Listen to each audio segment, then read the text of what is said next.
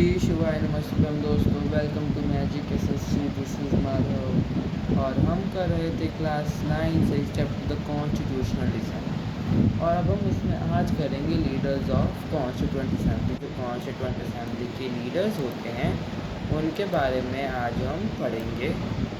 Okay, let's start.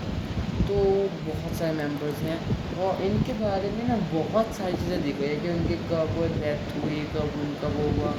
तो मैंने जो मेरे अकॉर्डिंग इम्पोर्टेंट है, मैंने केवल वही चीज़ इसमें मेंशन करी है। वरना आप अपनी एक बार टीचर से पूछ लेना कि आपको ये पूरा लर्न करना है या फिर कुछ बेसिक चीज़। तो इट्स आप अपने टीचर से पूछ लेना। फर्स्ट, वल्लभ भाई झावेर भाई पटेल। ये होम मिनिस्टर थे। अब आप पूछोगे कहाँ के होम मिनिस्टर थे। ये होम इन ये ना ये बता रहा हूँ आपको। ये minister of home information and broadcasting interim government की जो ये होम मिनिस्टर थे। सर आप ये समझ लीजिए, इंटरिम गवर्नमेंट क्या होती है? Temporary government. अब information and broadcasting interim government को बता दिया। ये डिप्टी प्राइम मिनिस्टर थे। और उसके बाद अब्दुल कलाम आज़ाद। ये क्या हो रखा है?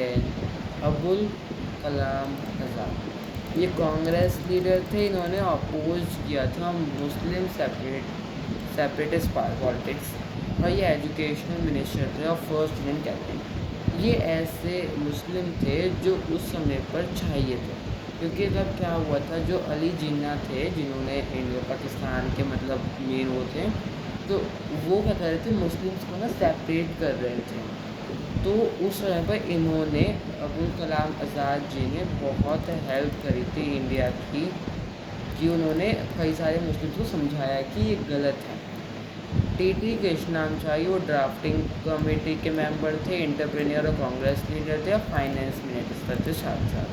फिर राजेंद्र प्रसाद ऑल नोज ये चेयरमैन थे कॉन्स्टिट्यूंट असेंबली के। इन्होंने इम्पोर्टेंट रोल अदा किया था इन चंपारण सत्याग्रह और फर्स्ट प्रेसिडेंट तो ये थे, इसलिए we know them very well. उसके बाद आते हैं हम जयपाल सिंह स्पोर्ट्समैन थे और एजुकेशनिस्ट थे। ये कैप्टन थे फर्स्ट नेशनल हॉकी टीम के, जो नए फर्स्ट नेशनल हॉकी टीम था उसके कैप्टन थे। और साथ साथ झारखंड पार्टी जो है उसके भी फाउंडर थे। एच.सी. मुखर्जी। अब एच.सी. मुखर्जी जो थी वाइस चेयरमैन थी कॉन्स्टिट्यूंट असेंबली की।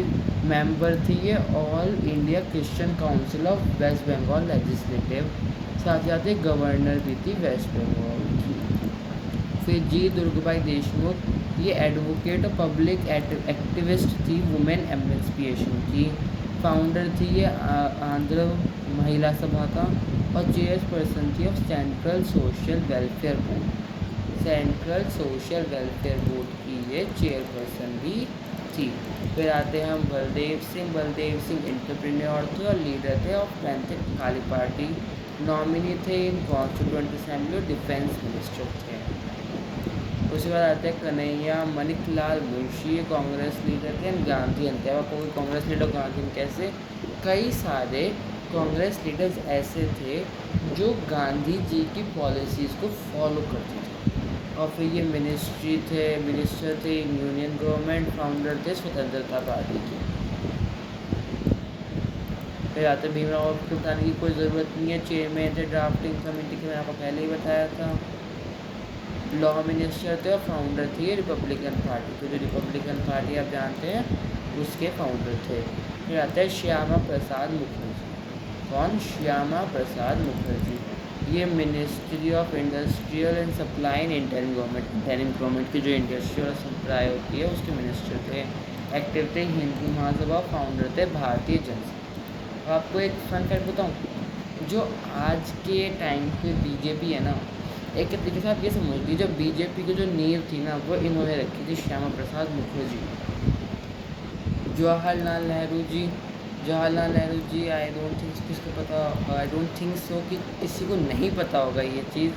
ये फर्स्ट प्राइम मिनिस्टर थे इंटरिम गवर्नमेंट के और एडवोकेट थे सोशलिज्म। मतलब मोस्टली कॉन्स्टिट्यूंट असेंबली के जो मेंबर्स थे ना वो मोस्टली एडवोकेट ही थे।